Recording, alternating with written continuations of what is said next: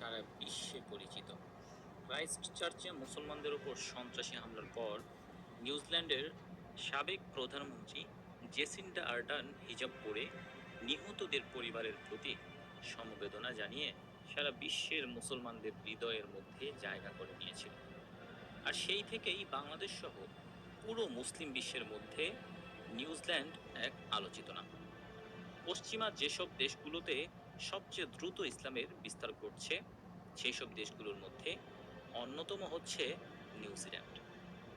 দেশটি ইসলামিক দেশ না হলেও দেশটিতে অনেক মুসলিম রীতিনীতি প্রচলিত আছে। ছেলে ও মেয়েদের জন্য পৃথক ক্লাসরুমে শিক্ষা ব্যবস্থা, ইসলামী ব্যাংকিং সহ নানা বিধিবিধান চালু রয়েছে নিউজিল্যান্ডে। সম্প্রতি যুক্তরাষ্ট্রের জর্জ ওয়াশিংটন ইউনিভার্সিটির গবেষণা প্রতিবেদন অনুযায়ী নিউজিল্যান্ড খ্রিস্টান দেশ হলেও ইসলামিক বিধিবিধান পালনে দেশটির মুসলমানরা বিশ্বের শীর্ষস্থানে রয়েছেন। তো বন্ধুরা, দেশ বিদেশ বিডির আজকের পর্বে আমরা জানব নিউজিল্যান্ড সম্পর্কে। চ্যানেলে নতুন হয়ে থাকলে এখনই সাবস্ক্রাইব করে ফেলুন। বিশ্বের সুখী দেশের তালিকা করলে নিউজিল্যান্ড বিশ্বের অন্যতম সুখী ও সমৃদ্ধশালী একটি দেশ। নিউজিল্যান্ডের মানুষের দরজায় তালা না দিয়ে ঘর থেকে বের হলেও দেশটিতে কোনো কিছু চুরি হওয়ার ভয় থাকে না। দেশটির মানুষ খুবই সভ্য, ভদ্র। দেশটি অর্থনৈতিকভাবে বেশ উন্নত এবং সমৃদ্ধশালী। কয়েকটি দ্বীপ নিয়ে নিউজিল্যান্ড দক্ষিণ প্রশান্ত মহাসাগরে অবস্থিত। নিউজিল্যান্ডের দক্ষিণে জনমানবহীন অ্যান্টার্কটিকা মহাদেশ। নিউজিল্যান্ডের আয়তন 2,67,710 বর্গ কিলোমিটার, যা বাংলাদেশের তুলনায় 1.5 গুণ বড়। কিন্তু নিউজিল্যান্ডের জনসংখ্যা মাত্র 50 লাখের মতো। তবে সবচেয়ে আশ্চর্যের বিষয় হলো দেশটিতে ভেড়ার সংখ্যা প্রায় 5 কোটি। নিউজিল্যান্ড ভেড়ার পশমের জন্য বিশ্ববিখ্যাত। বিশ্বের নামি দামি বিশ্ববিখ্যাত পোশাকের উৎপাদন হয় নিউজিল্যান্ড থেকে রপ্তানি হওয়া ভেড়ার পশম দিয়ে। নিউজিল্যান্ডের দক্ষিণ পূর্বাঞ্চলে বিশাল অনাবাদি জমি খালি পড়ে রয়েছে, যেসব জমি লক্ষ লক্ষ গবাদি পশুর চারণভূমি হিসেবে ব্যবহৃত হচ্ছে।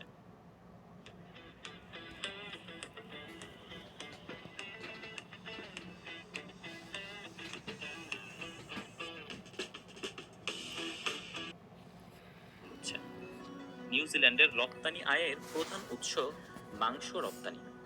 দেশটির 95% মাংস বিদেশে রপ্তানি করা হয়। 2019 সালে নিউজিল্যান্ড মাংস রপ্তানি থেকে 46 বিলিয়ন মার্কিন ডলার আয় করে। নিউজিল্যান্ডের অসংখ্য পাহাড় পর্বত আর চোখ জুড়ানো সবুজ ঘাসের বিস্তীর্ণ ভূমি দূর থেকে দেখলে সাময়িকভাবে আপনি রূপকথার কোনো দেশে চলে এসেছেন ভেবে ভুল করে বসতে পারেন।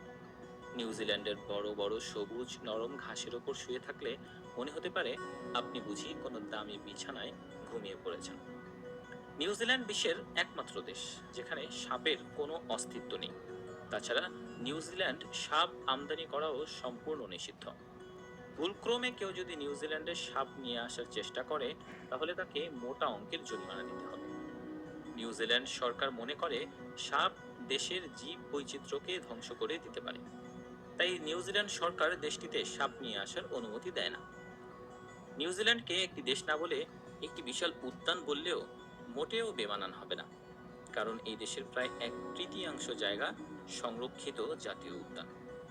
নয়নাভিরাম ও মনোরম সৌন্দর্যের এই দেশটিতে ইসলামের আগমন হয় মুসলিম অভিবাসীদের মাধ্যমে। 1870 সালে নিউজিল্যান্ডে স্বর্ণ অনুসন্ধান পেশায় জড়িত 15 জন চীনা মুসলিম দেশটিতে পাড়ি জমিয়েছিলেন। তারা নিউজিল্যান্ডের ওটাগো অঞ্চলের ডানস্টন স্বর্ণক্ষেত্রে কাজ করতেন। এই চীনা মুসলিম স্বর্ণ ব্যবসায়ীরা ছিলেন খুবই ধার্মিক। ইতিহাস থেকে জানা যায় চীনের হুয়েই মুসলিমরা সর্বপ্রথম নিউজিল্যান্ডে ইসলাম প্রচার করেন। এরপর দ্বিতীয় দফায় নিউজিল্যান্ডে ভারতের গুজরাট থেকে 3টি মুসলিম পরিবার আসে।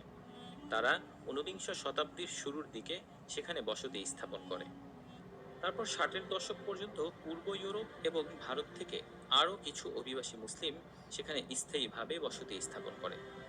নিউজিল্যান্ডের সরকারি পরিসংখ্যান মতে 1950 সালে নিউজিল্যান্ডে মুসলমান অধিবাসী ছিল 150 জনের মতো। 1960 সালে এ সংখ্যা 260-এ পৌঁছে। 1970 সালে ফিজি থেকে ভারতীয় বংশোদ্ভূত মুসলমানরা নিউজিল্যান্ডে বসতি স্থাপন শুরু করেন। তাদের অনুসরণে 90-এর দশকের আগ পর্যন্ত বিভিন্ন যুদ্ধ বিধ্বস্ত দেশের উদ্বাস্তু মুসলমানরা নিউজিল্যান্ডে পাড়ি জমায়। এভাবে নিউজিল্যান্ডে মুসলমানদের জনসংখ্যা ক্রমে বাড়তেই থাকে। নিউজিল্যান্ডে বর্তমানে মুসলমানদের সংখ্যা প্রায় লক্ষাধিক, যা নিউজিল্যান্ডের মোট জনসংখ্যার 1.1%। তবে মুসলিমদের মধ্যে অনেক অভিজ্ঞ ও পণ্ডিত আলেম এবং ধর্মীয় ব্যক্তিত্ব রয়েছেন। তাদের অনেকেই ভারতীয় উপমহাদেশ থেকে ধর্মীয় শিক্ষা অর্জন করেছেন। নিউজিল্যান্ডে ইসলাম প্রচারে ও মুসলিমদের ধর্মীয় শিক্ষাদানে এসব আলেম বিশেষ ভূমিকা পালন করে থাকে।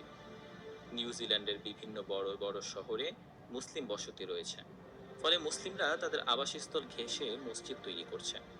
মসজিদ সংলগ্ন কমপ্লেক্সে শিশুদের প্রাথমিক ধর্মীয় শিক্ষার ব্যবস্থা রয়েছে। এছাড়াও বেশ কিছু হিফজখানাও গড়ে উঠেছে। নিউজিল্যান্ডে সরকারি ছুটি হচ্ছে প্রতি রবিবার, তাই মুসলিম শিশুরা ছুটির দিন যেন ধর্মীয় শিক্ষা পেতে পারে, সেজন্য কিছু মসজিদের উদ্যোগে সানডে স্কুল প্রতিষ্ঠা করা হয়েছে, যেখানে ছুটির দিন শিশুদের দিনব্যাপী ধর্মীয় শিক্ষা দেওয়া হয়। আবার বেশ কিছু অনেক আধুনিক মাদ্রাসাও প্রতিষ্ঠিত হয়েছে সেখানে। নিউজিল্যান্ডের বৃহত্তম শহর অকল্যান্ডের মুসলমানরা আল মদিনা স্কুল নামে একটি ইসলামিক স্কুল প্রতিষ্ঠা করেছেন। মুসলিম ছেলেমেয়েদের উচ্চ মাধ্যমিক পর্যন্ত শিক্ষার ব্যবস্থা রয়েছে সেখানে। প্রাথমিক পর্যায় পর্যন্ত সহজ শিক্ষা চালু থাকলেও এরপর থেকে ছেলেদের পৃথকভাবে এবং মেয়েদের পর্দার সাথে শিক্ষাদানের ব্যবস্থা রয়েছে। অন্যান্য শিক্ষা কেন্দ্রের তুলনায় এখানকার শিক্ষার্থীদের পাশের হার অনেক বেশি। দেশটির রাজধানী ওয়েলিংটন ছাড়াও দেশটির অন্যান্য শহর অকল্যান্ড, ক্রাইস্টচার্চ, নেপিয়ার ও হ্যামিল্টনে মুসলমানদের বসবাস রয়েছে। অকল্যান্ডে প্রায় 15টি মসজিদ আছে। প্রতিটি মসজিদ সংলগ্ন প্রতিষ্ঠানেই শিশুদের জন্য হিফজ, নাজেরা ও প্রাথমিক ধর্মীয় শিক্ষার ব্যবস্থা রয়েছে। নিউজিল্যান্ডে Federation of Islamic Association of New Zealand এই নামে একটি সংগঠন রয়েছে।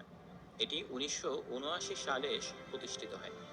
নিউজিল্যান্ড সরকারের নিবন্ধিত সমাজসেবামূলক এই সংগঠনটি মুসলমানরা পরিচালনা করে থাকেন। প্রতিষ্ঠা লগ্ন থেকেই তারা ইসলাম চর্চা, ইসলামী শিক্ষা, সামাজিক সম্পর্ক উন্নয়ন ছাড়াও নানা ধরনের সমাজ সেবামূলক কাজ করে আসছে।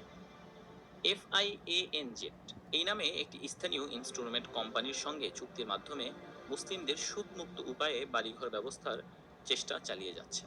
এছাড়াও নিউজিল্যান্ডের বিভিন্ন শহরে বিশ্বের বড় বড় স্কলারগণ সুদের ক্ষতির দিক ও ইসলামিক নিষেধাজ্ঞা সম্পর্কে মুসলিমদের সচেতন করার উদ্দেশ্যে কাজ করে যাচ্ছে অনবরত। ব্যাংকিং কার্যক্রম ইসলামী আইন বিরোধী হচ্ছে কিনা তা নিরীক্ষার জন্য একটি ওলামা বোর্ডও রয়েছে সেখানে। এছাড়াও সংগঠনটির দায়িত্বশীলরা নিউজিল্যান্ডে হালাল গোশত প্রস্তুত ও বিপণনের কাজ আলেমদের সঙ্গে পরামর্শ করে কর্মপদ্ধতি নির্ধারণ করেন এবং নিয়মতান্ত্রিকভাবে তার তত্ত্বাবধানও করেন। নিউজিল্যান্ডে মুসলিমদের সংখ্যা তুলনামূলক কম। দেশটির মুসলমানদের সংখ্যা প্রায় 1 লক্ষের কাছাকাছি। তবে নিউজিল্যান্ডের মুসলমানরা ধর্ম পালন, ইসলামী রীতিনীতিতে অভ্যস্ততায় দারুণ সক্রিয়। পাশাপাশি ইসলামের প্রচার প্রসারেও বেশ সচেষ্ট। নিউজিল্যান্ডে বসবাসকারী স্থানীয় জনগণ ও অন্যান্যদের মাঝে ইসলামের বিশ্বাস, মূল্যবোধ প্রচারে তারা বিভিন্নভাবে কাজ করেন। অন্যান্য ধর্মাবলম্বীদের ইসলাম সম্পর্কে সঠিক ধারণা দিতে নিউজিল্যান্ডের মুসলমানরা নিয়মিতভাবে অন্য ধর্মাবলম্বী মানুষের সঙ্গে যোগাযোগ রক্ষা করে চলেন। এই উপলক্ষ কেন্দ্র করে তারা আন্তঃধর্মীয় আলোচনা, ইসলামী সাংস্কৃতিক অনুষ্ঠান, মেলা, বিশ্ববিদ্যালয়গুলোতে বিশেষ ডিনার এবং ইসলামী শিল্পকর্ম প্রদর্শনীর আয়োজনও করে থাকেন। বর্তমানে নিউজিল্যান্ড ইসলাম প্রচারের এক উর্বর ভূমি বলা চলে।